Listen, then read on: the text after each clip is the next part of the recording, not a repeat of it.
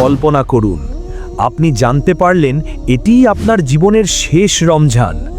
কি হবে যদি আপনি জানেন ঠিক এই মুহূর্তে আরশের নিচে আপনার জন্য একটা বিশাল ফয়সালা তৈরি হচ্ছে, কিন্তু আপনি তা জানতেও পারছেন না?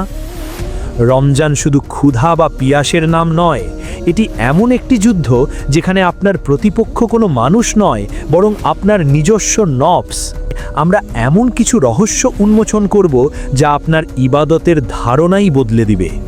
শেষ পর্যন্ত সাথে থাকুন, কারণ ভিডিওর শেষে থাকা ঘটনাটি আপনার চোখ দিয়ে পানি ঝরাতে বাধ্য করবে। একটা প্রশ্ন দিয়ে শুরু করি। রমজানের একটি রাতে একজন সাহাবী সারা রাত কাঁদলেন। সকালে নবী সাল্লাল্লাহু আলাইহি সাল্লাম তার দিকে তাকালেন, চোখ ভেজা। নবী সাল্লাল্লাহু আলাইহি সাল্লাম বললেন, আজ রাতে তোমার কান্না আরশ পর্যন্ত পৌঁছেছে। সেই সাহাবীর নাম কি?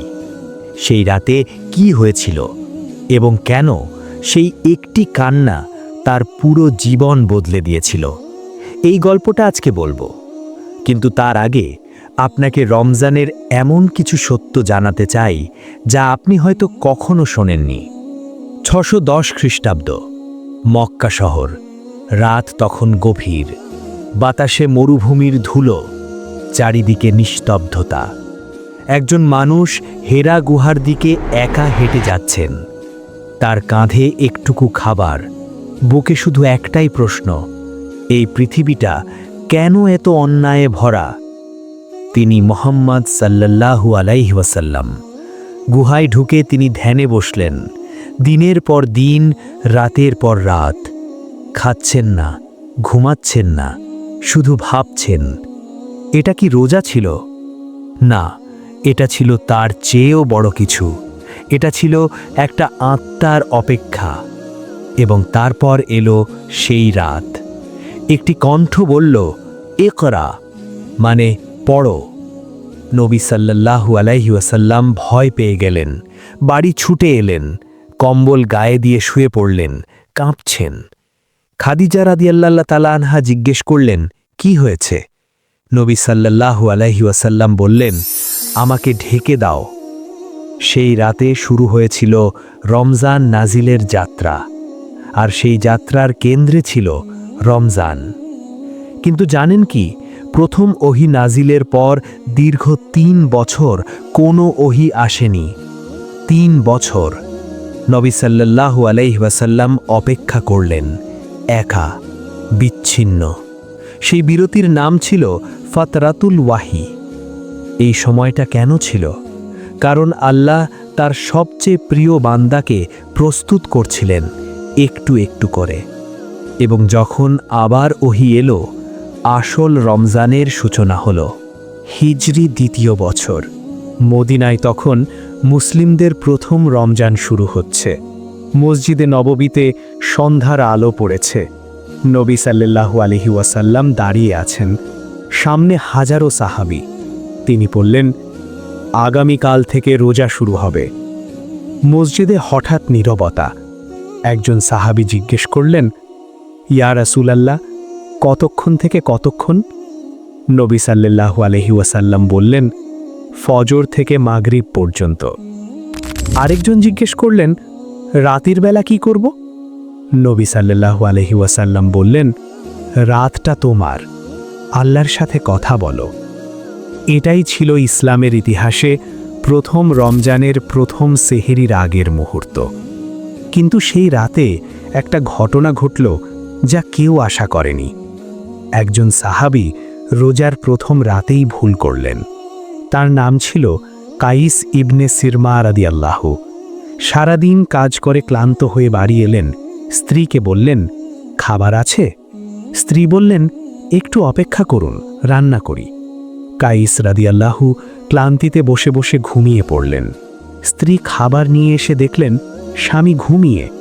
জাগালেন, কিন্তু তখন ফজরের আজান হয়ে গেছে। কাইস রাদিয়াল্লাহু বুঝলেন রাতে কিছু না খেয়েই দিন শুরু হচ্ছে। সারাদিন কাজ করে না খেয়ে রোজা রাখতে হবে। দুপুর হতেই তিনি অজ্ঞান হয়ে পড়লেন। এই খবর নবী সাল্লাল্লাহু আলাইহি ওয়াসাল্লামের কাছে গেল। নবীর চোখ ভেজা হলো। এবং সেই দিনই আল্লাহ নাজিল করলেন সেই বিখ্যাত আয়াত, রোজার রাতে তোমাদের স্ত্রীদের সাথে মেলামেশা হালাল করা হয়েছে, আর খাও ও পান করো যতক্ষণ ভোরের শ্বেতরেখা কালো রেখা থেকে পৃথক না হয়। সূরা বাকারা 187। একজন মানুষের কষ্ট দেখে আল্লাহ নিজে আয়াত নাজিল করলেন। এটাই ইসলাম, এটাই রমজান। রমজান মাস, হিজরি দ্বিতীয় বছর। একই রমজান মাসে প্রথম রোজার মাত্র কয়েক সপ্তাহ পরে মুসলিমরা জানতে পারল আবু সুফিয়ানের বিশাল কাফেলা সিরিয়া থেকে আসছে। নবী সাল্লাল্লাহু আলাইহি ওয়াসাল্লাম বেরোলেন, সাথে মাত্র ৩১৩ জন। তাদের বিপক্ষে কুরাইশ বাহিনী, প্রায় ১,০০০ সৈনিক, অস্ত্রে সজ্জিত, উটে চড়া। বদর প্রান্তরে দুই বাহিনী মুখোমুখি। রাত নেমে এলো। মুসলিমরা সেই রাতে কি করলেন জানেন? তারা ঘুমালেন। হ্যাঁ, ঘুমালেন, কারণ আল্লাহ তাদের শান্তিতে ঘুম পাঠালেন। এটা কোনো সাধারণ ঘুম ছিল না, এটা ছিল আল্লাহ রহমতের ঘুম। সকালে যুদ্ধ শুরু হলো। রমজান মাসে ক্ষুধার্ত পেটে মুসলিমরা লড়লেন এবং জিতলেন। ৩১৩ জন ১,০০০ জনকে পরাজিত করল। কিভাবে? নবী সাল্লাল্লাহু আলাইহি ওয়াসাল্লাম সেই রাতে দোয়া করছিলেন, তার চোখ থেকে পানি পড়ছিল। তিনি বলছিলেন, হে আল্লাহ, তুমি যদি আজ এই মুষ্টিমেয় মানুষগুলোকে ধ্বংস করো, তাহলে পৃথিবীতে তোমার ইবাদত কেউ করবে না। আবু বকর রাদিয়াল্লাহু তাকে জড়িয়ে ধরে বললেন, হে আল্লাহর রসূল, থামুন, আল্লাহ অবশ্যই তার প্রতিশ্রুতি পূরণ করবেন। এবং সূর্যোদয়ের সাথে সাথে ইতিহাসের সবচেয়ে অসম যুদ্ধে মুসলিমরা জয়ী হল। রমজানে যখন মানুষ পেটের চাহিদা ছেড়ে আল্লাহর দিকে ফিরে যায়, তখন আল্লাহও ফিরেন। মনে আছে শুরুতে বলেছিলাম একজন সাহাবীর কথা, যার কান্না আরশ পর্যন্ত পৌঁছেছিল? এখন সেই গল্পটা বলার সময় এসেছে। তার নাম ছিল হানজালা ইবনে আবু আমের রাদিয়াল্লাহু। যৌবনের টকবগে এক তরুণ। উহুদ যুদ্ধের কিছুদিন আগে তার বিয়ে হয়েছে। বিয়ের রাতে, ঠিক বাসর রাতে, যুদ্ধের ডাক এলো। নবী সাল্লাল্লাহু আলাইহি ওয়াসাল্লাম ডাকছেন, মুসলিমদের বিপদ। হানজালা রাদিয়াল্লাহু কি করবেন? তার নতুন স্ত্রী পাশে, ভালোবাসার প্রথম রাত, কিন্তু আল্লাহর রাসূলের ডাক। তিনি উঠে পড়লেন। স্ত্রী বললেন, গোসল করে যান। হানজালা রাদিয়াল্লাহু বললেন, সময় নেই, এবং সেই অপবিত্র অবস্থায় সরাসরি যুদ্ধক্ষেত্রে গেলেন, উহুদের প্রান্তরে। সেদিন হানজালা রাদিয়াল্লাহু এমনভাবে লড়লেন যে শত্রুরা ভয় পেয়ে গেল। একা একা শত্রুর মাঝে ঢুকে লড়াই করলেন এবং শহীদ হলেন। যুদ্ধ শেষে নবী সাল্লাল্লাহু আলাইহি ওয়াসাল্লাম বললেন, আমি দেখলাম ফেরেশতারা হানজালাকে গোসল করাচ্ছে। সাহাবীরা জিজ্ঞেস করলেন, কেন? নবী সাল্লাল্লাহু আলাইহি ওয়াসাল্লাম বললেন, সে অপবিত্র অবস্থায় আল্লাহর পথে শহীদ হয়েছে। আল্লাহ তাকে গোসলের সুযোগ না দিয়ে নিজেই তার ব্যবস্থা করেছেন। কিন্তু এই গল্পে সেই কান্নার কথা কোথায়? সেটা এলো পরে। রমজানের এক রাতে হানজালার বাবা আবু আমের ছিলেন মুনাফিক, আল্লাহর শত্রু। ছেলে শহীদ হয়ে গেছে আল্লাহর পথে। বাবা সারা জীবন ইসলামের বিরুদ্ধে ছিলেন। সেই বাবা রমজানের এক রাতে একা বসে ভাবলেন, আমার ছেলে মরে গেল আল্লাহর জন্য, আমি কি করলাম? সেই রাতে তিনি একা কাঁদলেন ভোর পর্যন্ত। সকালে নবী সাল্লাল্লাহু আলাইহি ওয়াসাল্লাম তার দিকে তাকালেন, বললেন, তোমার কান্না আল্লাহর কাছে পৌঁছেছে। এবং সেই রাতের পর থেকে আবু আমের ইসলাম কবুল করলেন। একটি রমজানের রাত, একটি কান্না, একটি জীবন পরিবর্তন। আল্লাহ কখনো কারো কান্না নষ্ট করেন না। 2022 সালে একটি গবেষণা প্রকাশিত হল। বিজ্ঞানীরা দেখলেন, রমজানে রোজা রাখা মানুষের মস্তিষ্কে একটা আশ্চর্যজনক পরিবর্তন আসে। তাদের সিদ্ধান্ত নেওয়ার শক্তি বাড়ে, ধৈর্য বাড়ে, আবেগ নিয়ন্ত্রণের ক্ষমতা বাড়ে। কেন? কারণ মস্তিষ্কের প্রিফ্রন্টাল কর্টেক্স মানে যে অংশ যুক্তি, ধৈর্য, সিদ্ধান্ত নিয়ন্ত্রণ করে সেই অংশ বেশি সক্রিয় হয়, আর যে অংশ লোভ, রাগ, তাৎক্ষণিক প্রবৃত্তি নিয়ন্ত্রণ করে সেটা শান্ত হয়। মানে রোজা মানুষকে আক্ষরিক অর্থেই ভালো মানুষ বানায়। নবী সাল্লাল্লাহু আলাইহি ওয়াসাল্লাম 1400 বছর আগে বলেছিলেন, রোজা ঢাল স্বরূপ। বিজ্ঞান এখন বলছে, হ্যাঁ, এটা মস্তিষ্কের ঢাল। আর একটা তথ্য, নাসার গবেষণায় দেখা গেছে মহাশূন্যে দীর্ঘ সময় থাকা মানুষদের জন্য সবচেয়ে কার্যকর রুটিন হল ইন্টারমিটেন্ট ফাস্টিং, মানে নির্দিষ্ট সময় না খেয়ে থাকা। এটাই রমজান। পৃথিবীর সেরা মহাকাশ গবেষণা প্রতিষ্ঠান এখন সেটাই করছে যা মুসলিমরা 1400 বছর ধরে করে আসছে। হিজরি 8ম বছর, রমজান মাস। 10,000 মুসলিম সৈনিক মক্কার দিকে অগ্রসর হচ্ছে।